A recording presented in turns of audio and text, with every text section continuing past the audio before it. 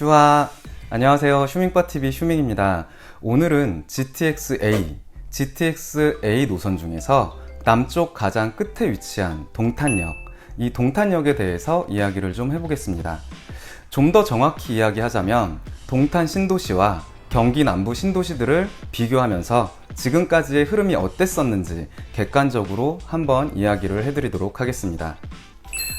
본격적으로 동탄역에 대해 이야기하기 앞서서 한 말씀 드리자면 부동산 유튜버들의 이야기들을 너무 맹신하지는 마세요.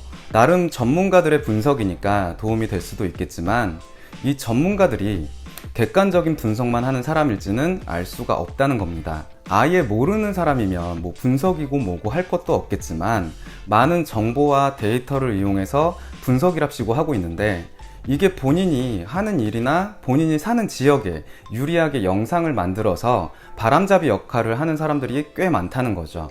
그래서 저는 오늘 영상에서도 동탄역에 투자를 해야 한다, 하지 말아야 한다, 이런 내용은 최대한 자제를 하고 여태까지의 흐름과 전망에 대해서만 간단히 말씀을 드리도록 하겠습니다. 동탄 신도시, 동탄 1, 2 신도시를 따로 분리를 해서 설명을 해드릴게요. 경기 남부 쪽 사시는 분들, 동탄 신도시에 대해 아시는 분들은 왜 따로 분리해서 생각해야 되는지 다 이해하실 거라고 생각을 합니다. 동탄 신도시를 알기 위해선 먼저 경기 남부권 신도시의 역사에 대해 좀 알아봐야 되는데요. 누구나 잘 알고 있는 경기 남부의 대표적인 신도시, 지금은 벌써 20년이 넘는 세월이 흘러서 신도시라고 이야기하기도 애매하지만 바로 분당 신도시죠. 1기 신도시들 중에서 압도적으로 가장 큰 성공을 거둔 분당 신도시. 이 분당 신도시 이후에 3개의 신도시가 생겨나게 됩니다. 바로 동탄, 광교, 그리고 판교 신도시죠.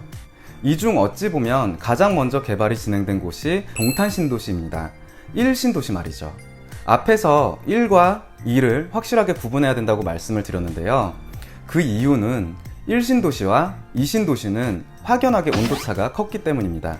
동탄 1신도시 같은 경우는 삼성의 도시였습니다. 삼성 반도체로 인한 수요가 많아지면서 공급이 필요했었고 또 분당 신도시가 대성을 했기 때문에 그 좋은 분위기까지 같이 업고 나름 괜찮은 성과를 거둘 수가 있었죠. 투자자들의 관심이 꽤나 높았기 때문에 부동산 업계에 있는 사람들은 1기 신도시 개발 이후에 곧 2기 신도시가 개발될 것이다. 2기 신도시로 가서 또 좋은 물건을 소개해 주겠다. 이런 식으로 투자자들을 줄을 세워놓기까지 했었습니다. 자, 잠깐 다시 주변의 신도시에 대해 이야기를 해보면 동탄과 비슷한 시기에 판교 신도시가 개발이 되고 얼마 후 광교 신도시가 개발이 시작되었습니다. 이렇게 되면서 이 3개 신도시의 개발이 겹쳐지는 시점이 있었죠. 동탄 1신도시는 성공적으로 마무리가 되었고 동탄 2신도시와 광교, 판교 이렇게 3파전 형식이 되었었는데요. 각각 간단히 말씀드리면 판교 신도시 같은 경우는 서울과의 접근성이 가장 우수하고 분당 신도시와 딱 붙어서 개발이 되었습니다.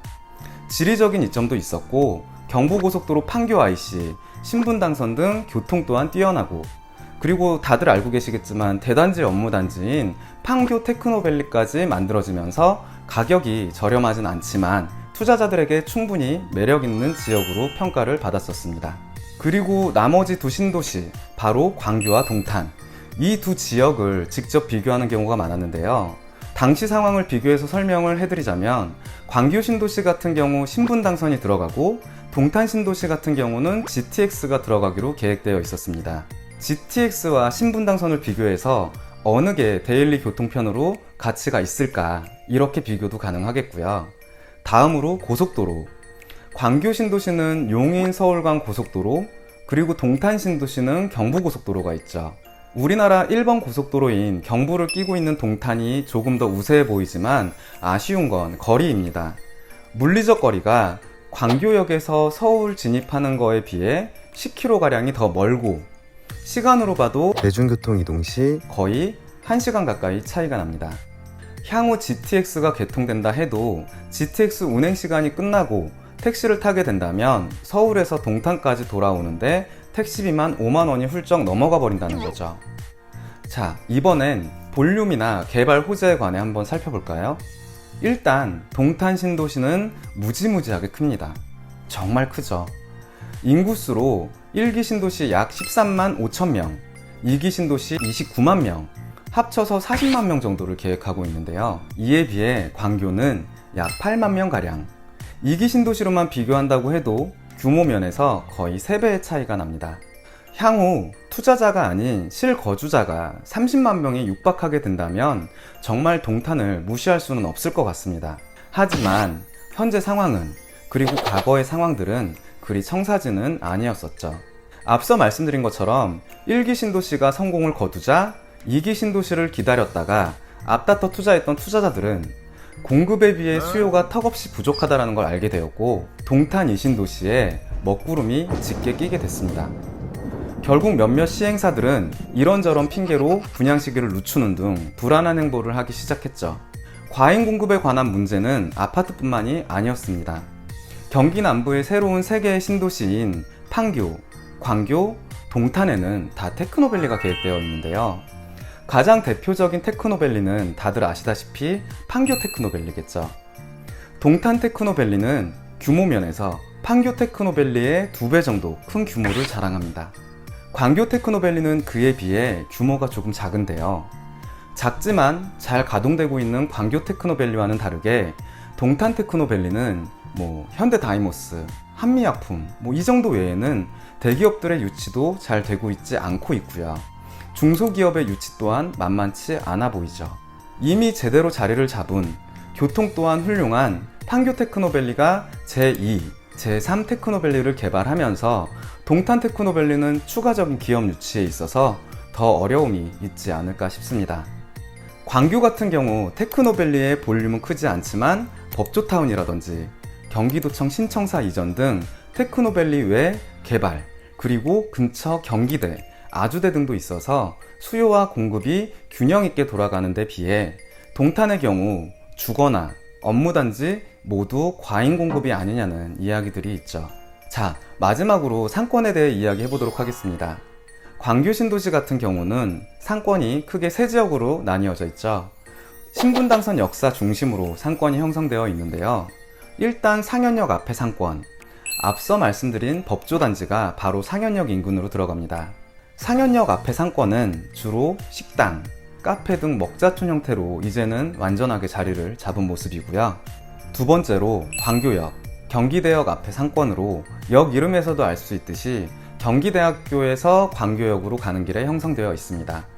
볼륨은 크지 않지만 경기대학교 학생들이 근처에 이용할 만한 상가가 많지 않았기 때문에 적당한 공급과 경기대학교 학생들의 수요, 그리고 광교역 인근 주택, 아파트 등의 수요로 무난하게 가고 있습니다.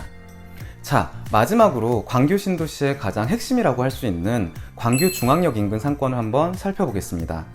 이 상권이 동탄 2신도시의 상권과 직접 비교할 만한 내용이 많으니 좀 집중해서 얘기해 보도록 하겠습니다. 일단 광교의 3군데 역 중에서 가장 메인이라고 할 수 있는 광교 중앙역.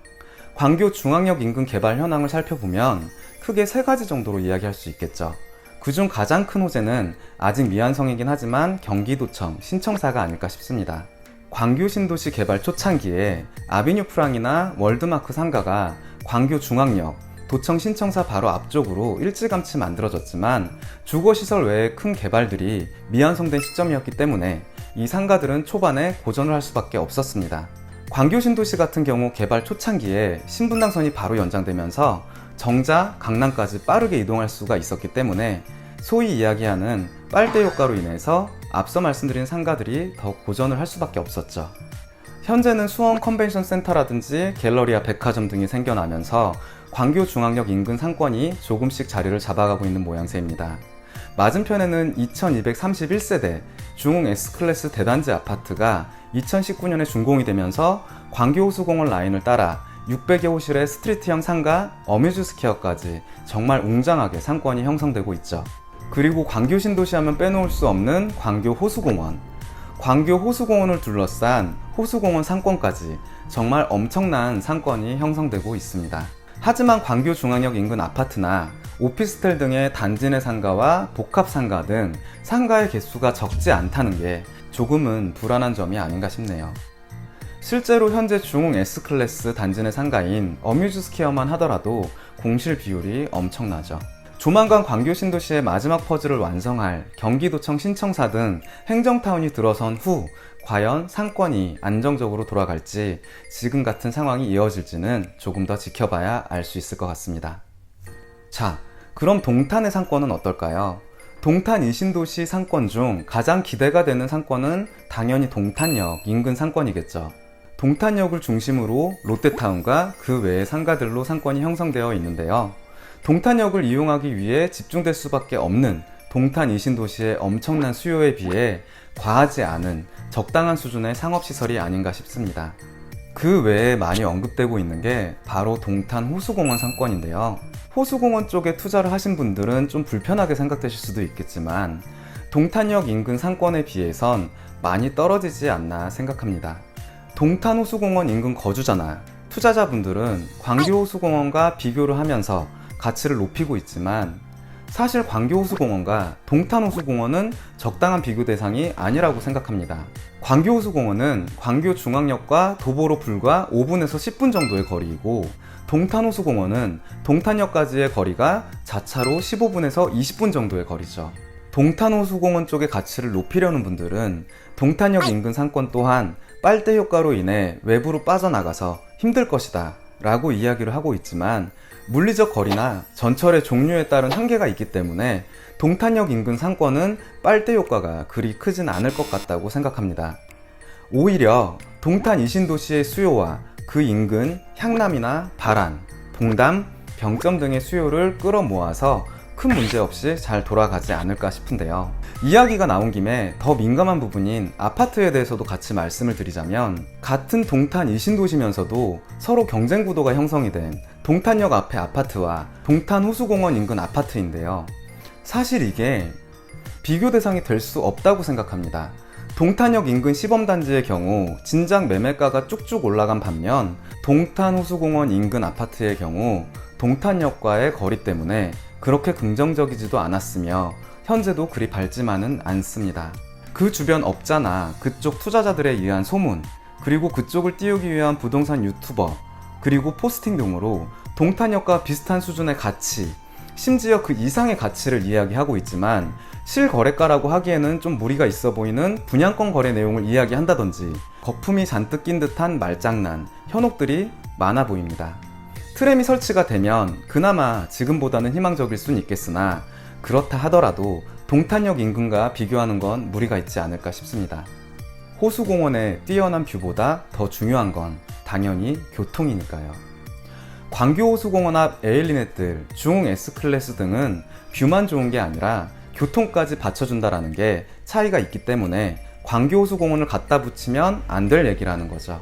남동탄에 계신 분들께서 심하게 불편하게 생각하실 수도 있다는 생각이 들지만, 제가 영상에서 이렇게까지 이야기하는 이유는 그쪽의 투자자나 거주자분들의 이익도 중요하지만 과장, 왜곡된 정보들이 너무 넘쳐나는 것 같아서 지금 시점에 GTX 등의 호재로 새로 투자를 생각하거나 이주를 결심하는 분들에겐 어느 정도 객관적인 사실을 알려드려야 절충을 해서 보실 수 있지 않을까 싶었습니다. 적당히 인정할 건 인정을 하고, GTX가 들어온 후, 트램이 설치된 후 지금보다는 조금 더 나아질 걸 기대하는 게 맞지, 너무 과장된 정보는 나 살겠다고 또 다른 피해자를 만드는 게 아닌가 싶습니다. 동탄은 동탄입니다. 이 뭔 개소리야? 서울과의 접근성으로 동탄 신도시를 평가하기엔 광교나 판교, 그리고 3기 신도시 등에 밀릴 수밖에 없다는 거죠. 동탄은 경기 남부의 남부, 경기 남부의 거점 도시로 GTX가 준공된 후 앞서 말씀드린 기타 화성과 오산 등의 수요가 밀집되면서 자체적으로 성장해 나가게 되지 않을까 싶습니다. 평택 고덕국제 신도시처럼 말이죠.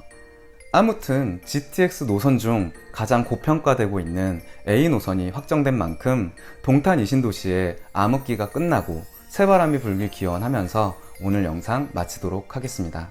이상 휴밍바TV 휴밍이었습니다.